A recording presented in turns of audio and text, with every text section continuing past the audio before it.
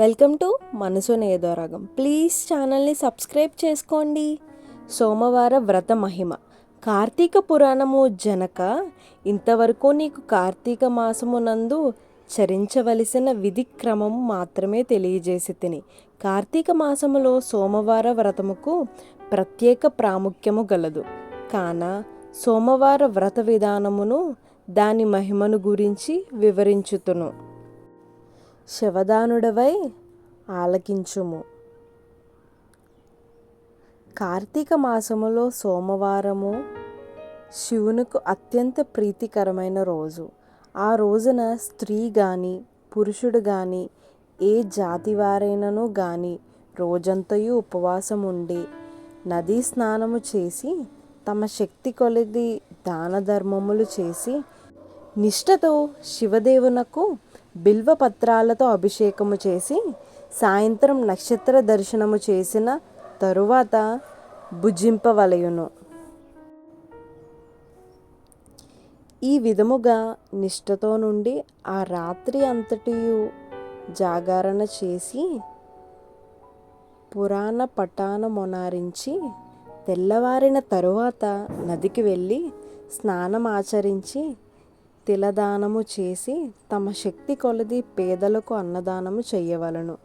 అటులా చెయ్యలేని వారు కనీసము 3 బ్రాహ్మణులకైనను తృప్తిగా భోజనము పెట్టి తాము భుజింపవలయును.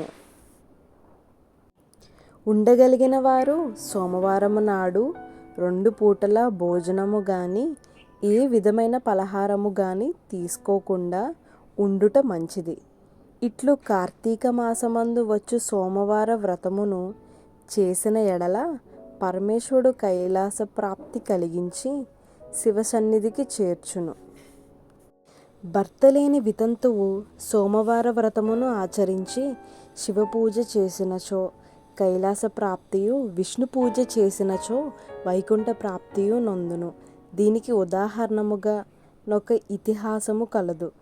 దానిని నీకు తెలియబరిచెదను, శ్రద్ధగా వినుము. కార్తీక సోమవార ఫలముచ్చే కుక్క కైలాసమందుట. పూర్వకాలమున కాశ్మీర దేశములో ఒక బ్రాహ్మణుడు కలడు. అతడు పురోహిత వృత్తిని చేపట్టి తన కుటుంబము పోషించుకుంటూ ఉండెను. అతనికి చాలా దినములకు ఒక కుమార్తె కలిగెను. ఆమె పేరు స్వతంత్ర నిష్ఠూరి.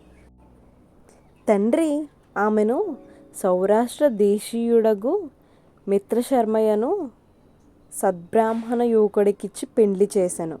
ఆ బ్రాహ్మణ యువకుడు 4 వేదములు శాస్త్రములు అభ్యసించేవాడైనందున సదాచార పరాయణుడై యుండెను.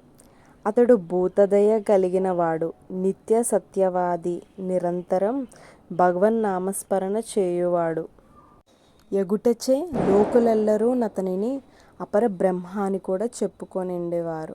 ఇటువంటి ఉత్తమ పురుషుని భార్యగు నిష్ఠూరి యవ్వన గర్వముతో కన్నుమిన్ను గానక పెద్దలను దూషించుచు అత్తమామలను భర్తను తిట్టుచు గొట్టుచూ రక్కుచు పరపురుష సాంగత్యము గలదై వ్యభిచారిణి అయి తన ప్రియులు తెచ్చిన తినుబండారములు బట్టలు పువ్వులు ధరించుచు దూషురాలై తిరుగుచుండగా వంశమునకు అప్రతిష్ఠ తెచ్చుచున్నది. అత్తమామలు ఆమెను తమ ఇంటి నుండి వెళ్ళగొట్టిరి. కానీ శాంతి స్వరూపుడగు ఆమె భర్తకు మాత్రం మమోయం దభిమాయము పోక ఆమె ఎంతటి నీచ కార్యములు చేసినను సహించి చీ పొమ్మనక విడువక ఆమె తోడనే కాపురము చేయుచుండెను. కానీ చుట్టుప్రక్కల వారి నిష్ఠూరి గయ్యాలితనమున కేవగించుకుని కర్కశ అనే ఎగతాళి పేరును పెట్టుటచే ఆమెకు అది మొదలందరూ దానిని కర్కశ అనియే పిలుస్తూ ఉండేవారు.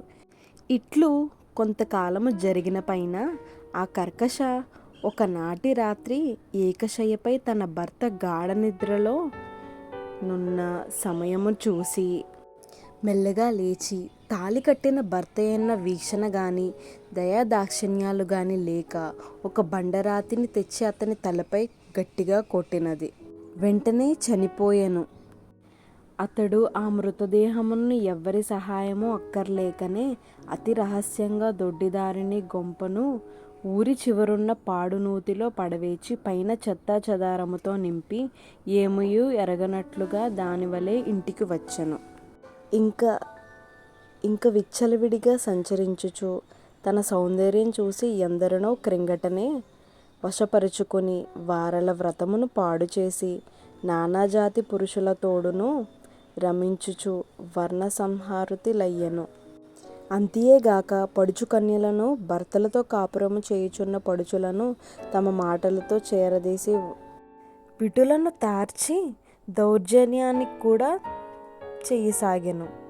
జనక మహారాజా, యవ్వనంబికము ఎంతో కాలమునుండదుగాక, కాలమొక్క రీతిగా నడవదు, యవ్వనము నశించినది. క్రమక్రమముగా ఆమెలోని యవ్వనము నశించి శరీరమందు మేహవ్రణములు బయలుదేరినవి. వ్రణముల నుండి చీము రక్తము రసికారుట, దానితోడు శరీరమంతా కుష్ఠవ్యాధి బయలుదేరి దుర్గంధము వెలుడుచున్నది. దినదినము శరీర పటుత్వము కృశించి కురుపియే భయంకర రోగముతో బాధపడుచున్నది. ఆమె యవ్వనములో నుండగా ఎన్నో విధాల తృప్తి కలిగించిన విటలుయే ఒక్కరు ఎప్పుడైనను తొంగి చూడరేరి. నేటునేలైనను ఆ పరిసర ప్రాంతానికి వెళ్ళిన ఎడల తమ పలుకరించునని ఏ విధముగానైనను చూడకుండిరి. కర్కశ ఇటుగా నరక బాధలనుభవించుచు పురుగులు పడి కొంతకాలమునకు చనిపోయింది. బ్రతికినన్నాళ్ళు ఒక్కనాడైనా పురాణ శ్రవణమైనను చెయ్యని పాపిష్ఠురాలు కదా.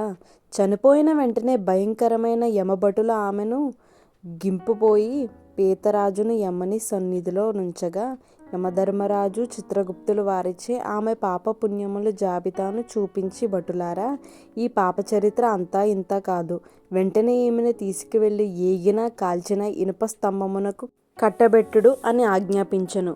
విటులతో సుఖించినందుకుగాను మాయాభటులనేను ఏగగా కాల్చిన ఇనుప స్తంభమును కౌగిలించుకోమని చెప్పిరి. భర్తను బండరాతితో కొట్టి చంపినందుకుగాను ఇనుప పదిలతో కొట్టిరి. పతివ్రతలు వ్యభిచారులుగా చేసినందుకు సకల క్రాగిన నూనెతో పడివేసిరి. తల్లిదండ్రులను అత్తమామలను అపకీర్తి తెచ్చినందుకు సీసము కరిగించి నోటిలోని చెవిలోని పోసి ఇనుప కడ్డీలు కాల్చి వాతలు పెట్టిరి. తుదిత కుంభీపాకమును నరకములో వేయగా అందు ఇనుప ముక్కలు గల కాక నూనె వేయగా అందు విషసర్పాలు తేళ్ళు తదకు కుంభీపాకమును నరకములో ఇనుప ముక్కలను గల కాకులు జెల్లులు కుట్టినవి. ఆమె చేసిన పాపములకు ఇటు 7 తరవాళ్ళు అటు 7 తరవాళ్ళు నరక బాధలు పడుచుండిరి.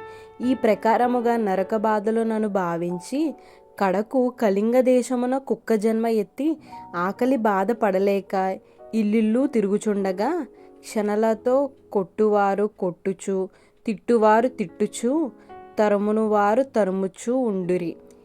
ఇట్లుండగా ఒకానొక క్షోత్రియ బ్రాహ్మణుడు కార్తీక సోమవార వ్రతమాచరించి ఉపవాసముండి సాయంత్రము నక్షత్ర దర్శనము చేసి బలి అన్నము నరుగుపై పెట్టి కాళ్ళు చేతులు కడుక్కొనుటకై లోనికెళ్ళిన సమయములో ఈ కుక్క వచ్చి ఆ బలి అన్నము తినెను.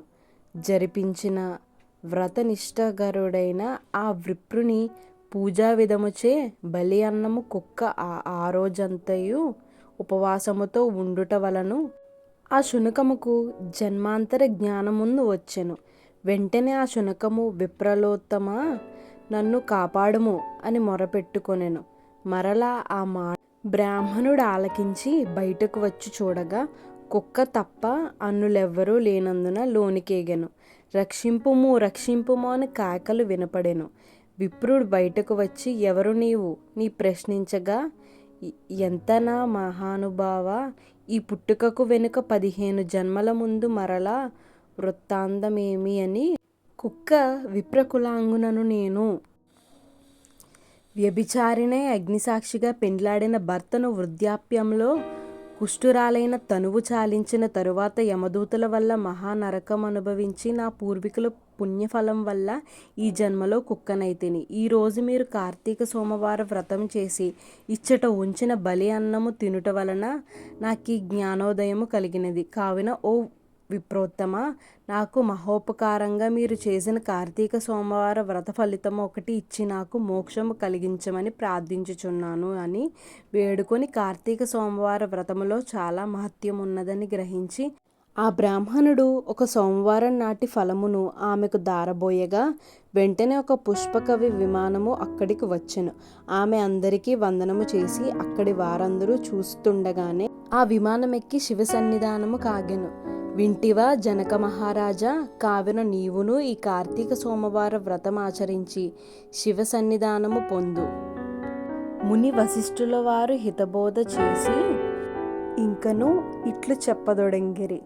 స్కంద పురాణాంతర్గత వశిష్ఠ ప్రోక్త కార్తీక మహాత్మా మందలి 2వ అధ్యాయము 2వ రోజు పారాయణము సమాప్తము. ప్లీజ్ సబ్స్క్రైబ్ మై ఛానల్ మనసున ఏదో రాగం. Thank you for watching.